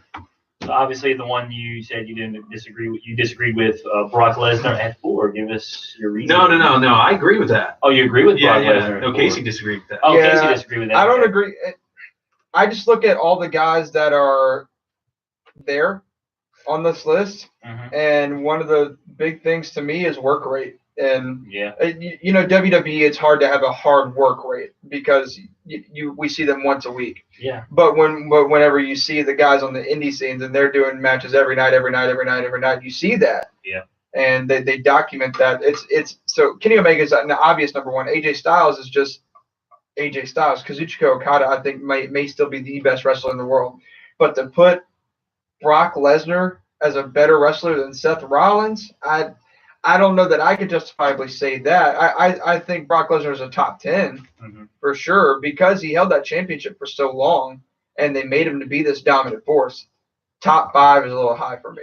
But that's why he's there. I mean, Yeah. Pro Wrestling Illustrated has always been kayfabe. Yeah. Like, this isn't a shoot list. Yeah, Right. If he's a shoot list, he's way lower. Yeah, that's what I was going to say. Like, if this is a list of, based on pure wrestling ability, Lesnar should not even be in the top 10, in my opinion. There's so many guys that could do so much more than Lesnar can. I mean, Lesnar's just a big guy that can throw people around the ring and do a couple of, some submissions and stuff like that. But, like, granted, I mentioned, the name Daniel Bryan, but then, of course, Daniel Bryan was out of action just until March. So I guess you kind of put an asterisk next to him. But if we're talking pure wrestling ability, put him in there. I think Seth should have jumped him.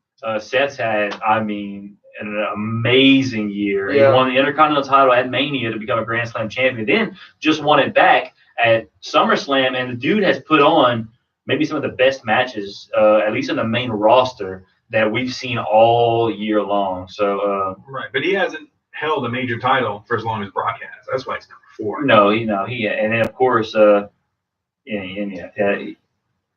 I agree. Yeah. But see, that's why it's so hard for me seeing Okada there too, because then it's like, if that's the argument for Brock, then Okada should be number 1 again because he's probably the greatest IWGP champion of all time. Yeah, dude, he held it for 720 days. A long time, man. Very held it long for over time. 2 years. Yeah. That's crazy. And you lose it to the best wrestler. You lose it to the number 1 guy on that list. So. Yeah, exactly. Well, I'll tell you what, for New Japan, they got to be proud, man. Yeah, 2 years in a row. So much love from every corner of the universe. Speaking of, I did see this. We didn't talk about this in the pre-show or the prep or anything, but let me pull it up because it was on here. Love of God, where are you? Come on now. I saw something. Oh, here we go. Okay. So New Japan Pro Wrestling reports $44.1 million as the 2018 fiscal year revenue, 27% increase from last year, their highest grossing year ever. Nice. I actually just read it 10 minutes ago. So I wanted to squeeze that there at some point when you're talking about the rub that New Japan's been getting. I was like, perfect chance. So I threw it to find. Making that moolah, son. So yeah, they're getting money out of me now, but I subscribe to New Japan World and I have not regretted it thus far. So I don't think I ever will regret it. The only thing I don't like about New Japan, you go back and watch some of those old classic matches, it is strictly Japanese commentary. So, but I think I saw Kevin Kelly said they're going to add English commentary to some of the classic matches, and I don't know if they're going to do the commentary as if they're live or if they're just going to kind of do it as they're kind of like reviewing the matches, so to speak. Well, see, me personally as a fan, I love Japanese commentary matches. It makes me pay attention to the match more and appreciate it more because I feel like sometimes as a fan when I'm listening to English commentary, I kind of get lazy and I feel I'm like, okay, I can play on my phone sometimes or I can look away from the screen because I can hear what's going on. Yeah. When it's Japanese commentary, I'm like, I don't know what they're saying. So I need to watch and make sure that I don't miss any move because some of the best matches I've seen have been Japanese commentary matches. Yeah. And that's not to take away in saying that, yes, I would love to have English commentary matches. I guess it's the first time I see a match. I wouldn't be mad if I had to listen to it in Japanese. Yeah, I mean, I've gone back and watched some of those, and I mean, the Japanese, commentary, I mean, I could deal with, but I don't know, it's just, to me, not knowing really the background, I guess, of a lot of, these matches, like the storyline build up to it, it'd be nice to have the English commentary that kind of give you a little context as far as, why are these two here? How'd they get here? And, stuff like that. Well, like I've said before, it's paramount that you learn Japanese. So No, when it's they not. fly us out there to go No, it's to Media not. Row on Wrestle I will Kingdom, never learn Japanese. You can pay me $1 million to learn Japanese. I will still not learn I've been it. trying- because I don't want to. Because I just can't. I cannot for learn $1 million it. you wouldn't learn Japanese? I would try, but I'll take it. I'm I've learned not a little saying bit. I I've learned a wouldn't. little I'm bit. saying I would try, but I'm telling you, it would be it's incredibly difficult for me to learn a new language. Oh, dude, I'd be fluent for $1 million. Yeah. I would not be fluent Japanese. There's some I couldn't. YouTube videos that I've watched. They teach you. It's really easy to learn off those. I've learned some stuff on those. I'm not. I just when any language, whether it's Japanese, Chinese, Spanish, French, whatever. It's never really clicked for me. Even Cajun French. I'm trying to learn Cajun French a little bit here and there, but still can't quite give you a full sentence in Cajun French. So I'll tell you some words here and there, but that's about it. So. The PWI. So we were talking about the PWI 500. Yes. As far as the number one wrestler, there's no argument there. Kenny Omega is the hottest wrestler and the best wrestler on the planet right now. I mean, Casey was talking about the line wrapping around the UNO Lakefront Arena 3 times. So that right there should tell you everything. And then he's the best battle machine. He's the best battle machine. I don't see anybody who can take that belt off of Kenny Omega anytime soon. That's for sure. I see a couple of guys that can. But, Kenny's been built up so much that, you're going to need like a big name. Well, he's going to have to leave to the WWE before somebody gets his belt. He's just going to lay it down. Like if Shinsuke Nakamura, like after his contract's over, leaves WWE and goes back to New Japan, you got that WWE like exposure now. You're going back to New Japan. Maybe that's a name I could see coming back, maybe taking that belt from Kenny Omega. I don't know when it would be, but who knows? Yeah. Maybe it's Tanahashi. I don't know. I have a few like long down the road bold predictions, but that's for a later date. We'll save that for a later date and time. So, Casey, other than Kenny Omega, I mean, what do you think of this top 10 list? Any disagreements? No. I guess I'm not a huge fan of him, but I guess I thought Will Ospreay would be up there, but I guess we don't really know the rest of the list yet, so I'll have to see the rest of the list. And other than the fact that I think Brock should be just a little bit lower, Naito, I'm a huge fan of Naito too, but he lost the Intercontinental title and hasn't really done much since, and he moved up 3 spots, so that's kind of confusing to me. The fact that Jericho's not up there kind of. Yeah, Jericho. If he's not in the 11 to 20 range, I'm gonna be really surprised. Now, did they make a separate list for the women? Yes. They release a separate list every year for the women. I was about to say, did they release that list yet, or not yet? And it's not as many. Hey, like if they had it released, I would have it. I think it's 50. I think it's 200. Really? 200? Yeah, I think so. Okay. Well, there you go. 200 women. Ronda Rousey will be at the top of that list. Yeah. Near the top at least. So okay, let's dive into the next thing now. You want to talk about the heel turn, or you want to skip that? No, let's just mention it real quick because it was big. Okay, so Moose of Impact Wrestling had a big heel turn. Ryan, you know a little bit more about that. So they just had an event called. And I called you Ryan by accident. Mikey O, you have more. It's all good, man. Redefined, and it was a tag with Moose and Eddie Edwards against Austin Aries and Killer Cross. And apparently Moose must have got hurt. I didn't see the event, but he came back. He had a wrap around his head, and he got tagged in. And he looked like he was about to do something to Austin Aries in the corner, but then he turned around and speared Austin Aries. Now, supposedly, they're buddy-buddy. They're boys. Yeah. Well, apparently not anymore. Because, essentially, it looks like he's joining Aries and Killer Cross. I also, we were talking about the PWI 500 list. A name we were discussing the other day that I think could probably make that top 10. Yeah. Austin Aries. Oh, most definitely. With all the belts that the dude's carrying around a half dozen belts. I mean, geez. Did they not look at the picture of this guy on Twitter before they made this list? Like you say, like maybe Tetsuya Naito drops out. Yeah. And I would still put him in the top 20. But Austin Aries, with all the belts he's going to win all these promotions, why not let him crack the top 10? I agree. Yeah. So that was the one guy that and I completely forgot about until you said his name. I was like, holy shit. See, like I stopped myself, barely stopped myself, but that is the the thought came into my head when you said Aries' name. Yeah, so it looks like he's in the stable now with Aries, and Killer Cross, which they would run Impact if that's the case. And then Eddie Everett's wife came out after they beat him up and chair shot him a few times, and she slapped Moose, and he almost punched her. But then Austin Aries grabbed him back. Man on woman violence. That's the ultimate heel move right there. Yeah. And so big heel turn from one of their biggest faces. So we'll see how that works out. Yeah. So see how that plays out. Now let's move on quickly. I'm gonna update the Hell in a Cell card for you guys here really quickly because that all-in discussion went a little longer than we thought, but like you said, it deserved it. So mixed tag match: Daniel Bryan, Brie Bella versus The Miz and Maurice. AJ Styles versus Samoa Joe for the WWE Championship. The New Day will be taking on, we don't know yet, for the SmackDown Tag Team Championships. It says TBA. So I guess they will be defending their tag team titles. Roman Reigns will defend his Universal title against Braun Strowman. This will be Braun Strowman's Money in the Bank cash-in match. Also, Ronda Rousey will be defending her Raw Women's Championship against Alexa Bliss in a singles match inside. Also, Reigns and Strowman's going to be held in a cell. And then Jeff Hardy and Randy Orton also in a Hell in a Cell match. 6 matches so far for Hell in a Cell. That'll be taking place in 2 weeks in San Antonio, down the road over there. Would love to make that trip, but it's a Sunday. You know what? I don't know. I'm debating now. I'm seriously road trip. I'm thinking about take off that Monday and just go to San Antonio, find a little Airbnb. I get paid that Friday. Well, I don't know if I could find a ticket and a room 2 days before, but maybe not. Be kind of difficult.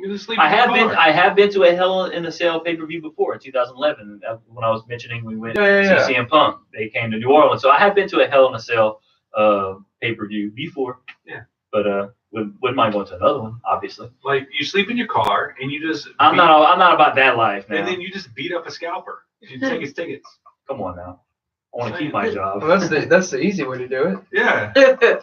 All right, so that was the updated Hell in a Cell card. Let's go to Cheap Heat here real quick before we wrap it up. So what we got here in Cheap Heat? Did you bring up the Izzy thing? I think Mikey O over there. I wanted to bounce off of Casey real quick. Yeah. I heard his podcast and I heard his feeling on it. We have 2 contracts. Oh, you listening to my podcast? Yeah, I listen to your podcast. Thank you so much. That's why I'm gonna think you think I'm an old head now. So tell us what you got here in Cheap Heat. Yeah, so big news. Bailey's mega fan Izzy. If you're a WWE fan, you know who Izzy is. Cute little girl who's a huge Hugger fan. And Hug Life? Hug Life. Hashtag Hug Life. So she actually wrestled at Punk Pro Wrestling, and she won a championship there. And Casey, let me know how you feel about this first. Okay, so first of all, let me just say, Izzy, she's a sweetheart. Got to meet her at TakeOver War Games last year. Got to do an interview with her right outside the Toyota Center. I saw that interview. That was a good interview. Thank you. But look, maybe it's just the openness. I can see why people are upset. Don't get me wrong. I'm not being naive about this. I see why people are upset about it. I see why people are mad. But I am just, as a fan, I'm open to new things and with them, with the way they're happening, and as long as they're safe. That's why I didn't freak out when I found out about the Kenny Omega and 12-year-old girl match.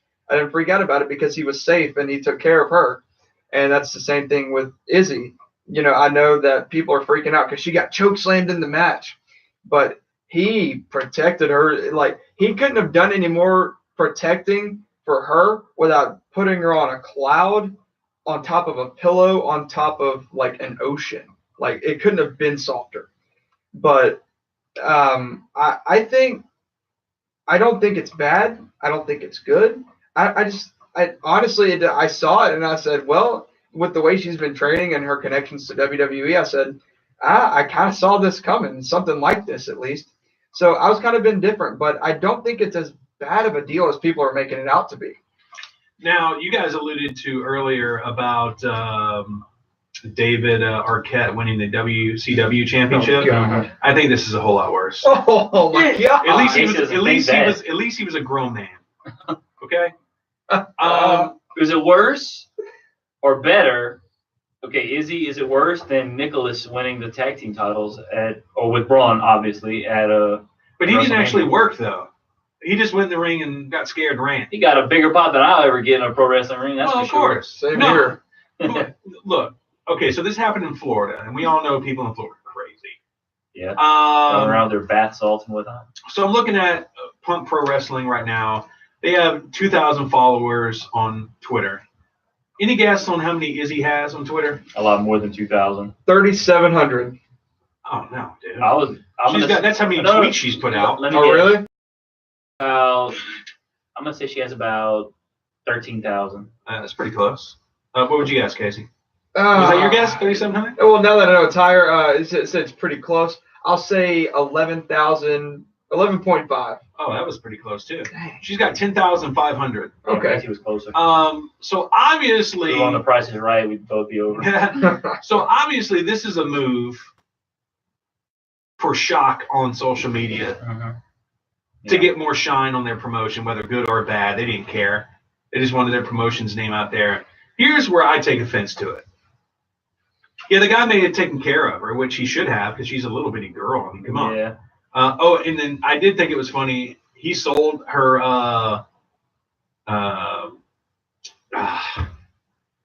her Stone Cold Stunner like The Rock did. Yeah, that was good. That was good. He crazy oversold it, which was funny.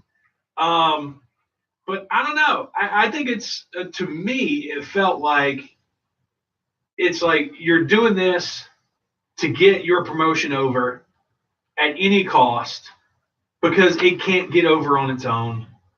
Obviously, you probably have a garbage promotion. And I think, number one, Izzy probably should have did more homework on this promotion. Surprised enough homework as it is. Exactly. And maybe chosen something better. I don't know. Does she live in Florida? Yeah, she does. She lives in Orlando. Okay. So maybe she has connections to these So guys. what is other than the fact that she's a mega Bayou fan, what's so special about this girl? Well, that's what sent her there, because she was on, WWE vignettes. And yeah, she's just featured on the network and on NXT tapings all the time.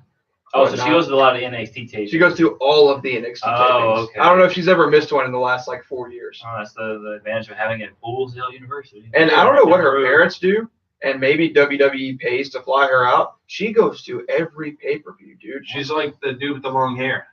Yeah, Simon. That's his name. Yeah, Simon. It must be nice. That's all I can say. It must be a great life. Yeah. But, I could see her in a regular match going over with somebody, but winning the strap to a promotion, come on. What if? Come on. I could care less about an 11-year-old or however old she is winning a belt. Well, my big question now, Ryan, Mikey, I can't wait to see your reaction to this, because she's going to have to drop that belt sometime. So she's going to have another match to drop that championship. I can't wait to hear that reaction. That's going to be great. Because now, not only is she going to have to wrestle another match, she's going to have to lose. So she's going to have to take a move that essentially knocks her out for at least 3 seconds. Mm-hmm. Right. So unless she gets no. Unless she what did they make her tap out? Ooh, that'd be cool. Yeah, that's right, tap out. Yeah. Put her in whatever. Maybe they booked Sammy Callahan again. Maybe they get oh my lord. Sammy Callahan got kicked out of a venue last night. Really? Yeah, because he was wrestling on an indie show and went to go slam a guy onto some of the venue's chairs. And the guy running the venue got on apparently on the microphone and was like, "Don't break the venue's chairs." And then he got kicked out of the venue after his match was over. Oh, the whole promotion almost got kicked out of the venue. It was crazy. I read about it this morning. Yeah. Pandemonium. Sammy Callahan, he's the draw. Yeah. Just had a birthday. Yep. Well, I think that's it. Yeah, I couldn't help myself back on that, because we're running up against a wall here. Because not only are we over, but I got a fantasy football draft coming up here. We're over? Yeah, we're over. I love when we're over. We're over. We're always good to be over, guys. Yeah. Casey, any final thoughts? No, guy. Thanks for having me here. Go check out Pro Wrestling Roundabout, the podcast and our show and everything we do. How many teams is your fantasy football draft? This one is actually for our radio station, so we have 6. 6? Whoa! Yeah. You're gonna have 3 Super Bowl teams on there. I'm one of them, but I'm just letting it auto draft because 6 man, you can't go wrong. I'm already over fantasy football before the first game. No, but I think Yahoo implemented college fantasy football this year, so I'm all into that more so than pro football. What? and they have college fantasy football. Oh, I might have to look into that. Yeah, check that out because you can only pick the teams from the Power 5 conferences and Notre Dame, but I like it. So that's cool. And it's exactly like like on Yahoo. The way Yahoo does it. It's exactly the same, just Power 5 team players. Wow. Well, like I said, just again, thanks for having me here. I always enjoy stopping by, man. I love coming and telling you guys that y'all are wrong and that I'm right. That's the best part. But no, for real, I appreciate you guys. Yeah, we always love having you on, man. It's always good to have Casey in here. That's for sure. That's right. Come back anytime you want. Now play the Stone Cold music. I'm out. Yeah, make sure you check out our podcast on thegorillaposition.com because that new Sarge shirt that they just came out with, the camouflage collar and elbow shirt, is dope, and you can get it at 10% off. It is our product of the week. Also, make sure you go to our social media at the Average Marks, Twitter and Facebook. Hit that Amazon link and buy some stuff because you're going to do it anyway. Yep. And they'll cut us a check. And other than that, man, great show. Casey was an awesome guest as always. Patrick, you ain't got anything. Let's get out of here. Outro. Hi. I'm Casey. I'm the Pentagon Juniors and my thing. You said that the signal he was doing. With 10 seconds to spare. I got the number 1 pick, dude. Go ahead. Oh, who are you He's the taking? commissioner. I'm taking Todd Gurley. Yeah, smart. That's who I said. Yeah, he's the commissioner. No, it did it automatically, dude. Nothing fishy there. What's going on? Is it ESPN, Yahoo? Yahoo. We do ESPN as our main. What are you doing there? And I wish ESPN draft did for the the college radio fantasy station. version. Yeah. But I still, when I saw that, I was like, oh, I'm Hey, jumping Casey, on that. I'm a Pentagon Juniors thing. That signal he was doing. Yeah. What was it again? Can you do it? No, I do. I have no idea what it was. Like that was the first Pentagon match I'd ever seen. Was he doing like a zero like Yeah, this? yeah. Yeah, that's when he's fixing to break someone's arm. Oh man, I got stretch. It's Jesus nice. Christ. I've seen him in Lucha Underground. He was a big star there. Mhm. He broke a lot of people's arms. Nice. Nice. Like I think Brian Cross was one of his favorites in Lucha too. He wore a mask, and what was he called in Lucha?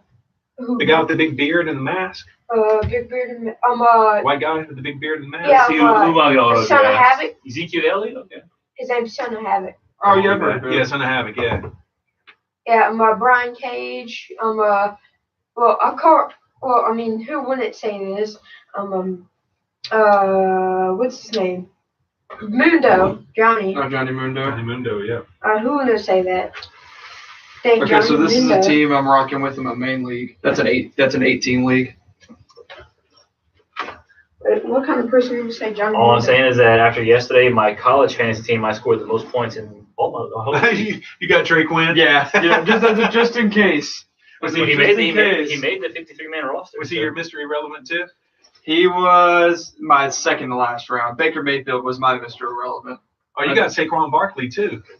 Dang. You got Elliott and Saquon. Cool. I got a couple of good. See, that's what I'm talking about. 6-man, you get stars. Yeah. I like that shirt. Thanks. Our KBYS league, a few months ago, we asked each other, if you get the first pick, who you taking? My Funaki shirt. And Corey, the guy who got the first pick a while back, said Alvin Kamara. So whenever our draft order was made official, we're like, oh, Corey, you got the first pick. You're going to be a hypocrite? You're actually going to take him? And so he actually took Alvin Kamara with the first pick. And I had third. So the second person auto-drafted Le'Veon Bell. So I got Todd Gurley at third. I was like, dang. Wait, Mo. I thought it was Alvin Kamara. I don't think it matters. Yeah, I was thinking like two different things. So far, I got Julio Jones, Leonard Fournette, and Todd Gurley. Yeah. The Gurley. He's the Gurley. All right, I'm about to head on now so I can go make a grocery run. Good show. Casey? Hey, I sent people the number to call in that you sent me. Oh, cool. Yeah. I gotta go check it out. See you around, man. I appreciate y'all having me. Dude, yeah. Tell BJ say hi. I was gonna go pick him up, but Patrick, was Tuesday done? He was knocked out. Yeah, it was done. Okay, cool. What do you mean by that? He was asleep. Oh. Dude, he stays up till like 4 or 5 o'clock in the morning playing Fortnite. That sounds like me, but I don't do Fortnite. He plays Fortnite. He used to play Madden a lot, but that's what I do. I play Madden a lot. do you have Madden 19? 18. 18. I got 19 the day it came out. Oh, really? Is it fun? It's pretty good. It's pretty good. It's got some curves on it. Is that as good as 18 or? I'd say it's a little bit better. How's it more connected franchise? Franchise is good. Franchise is good. Wait, can you finally be an offensive lineman? I don't know. I haven't tried. I want to be a dang offensive lineman. Probably not. Probably not, though. That's not one of the more coveted positions. Please don't take Tyreek Hill. Dude, get a Vikings receiver. I think Kirk Cousins is going to be a... What? Yeah, he should be beast. Bro, you know what you need to get? What's his name? Because with Patrick Mahomes' arm and this dude's speed, God, that dude's going to go to the house so many times. What's his face? God, Cajun Country Mafia is probably going to get it if she doesn't pick it. Because he's next. What's his face? What's his face? What's his face? Give me a second. Let's see if I can think his name. Jarvis Landry this early? Ooh, that's early. What's his name? What? Right before you, of course. What's wrong, Dad? So you think I should go with Stephon Diggs? I mean, I would. I would go Diggs. I would go Diggs. What's his name? Oh, great. Can't think of his name. You're looking at Devontae Freeman, Dalvin. I wouldn't touch Devontae Freeman because he's going to split a lot with Tevin Coleman. Yeah. Or Tevin Coleman, whatever. Dalvin Cook, I'm iffy on him because of his ACL tear. Jordan Howard, he's splitting with that other guy. I can't remember his name. Lord help me. We'll go Diggs. Yeah, I would go Diggs. What's his name? I don't know, dude. Oh. Who is it you're trying to think of? He plays for the NFL. I thought that was going to some mom's going. What position does he play? I'm not a receiver. You know what color team?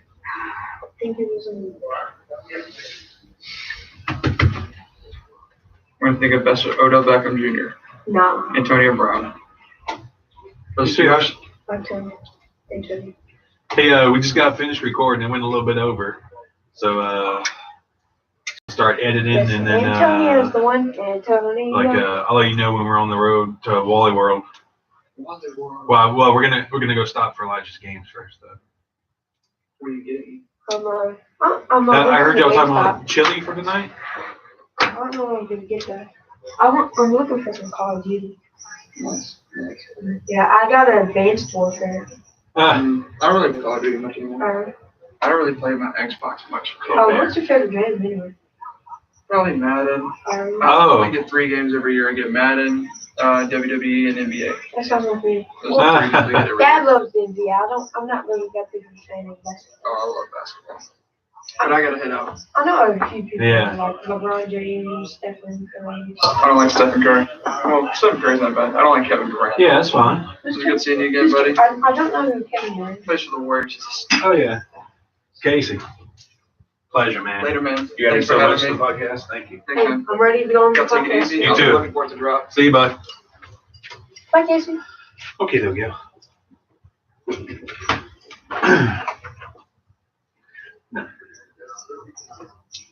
Okay, well, I love you, little girl.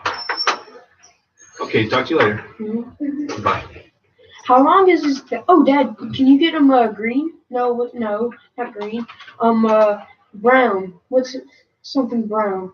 Oh, you already got picked. All right. Yeah. Yeah, that's what I was telling you about brown. Oh, Dad, get him. Bless you.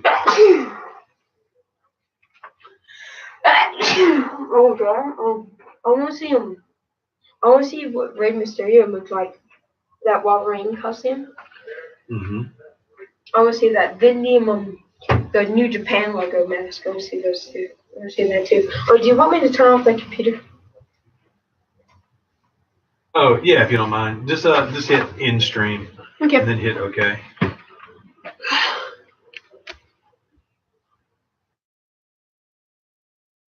Who's? Oh, Marcus Talbot. Yeah, I have no idea who that is. Should I?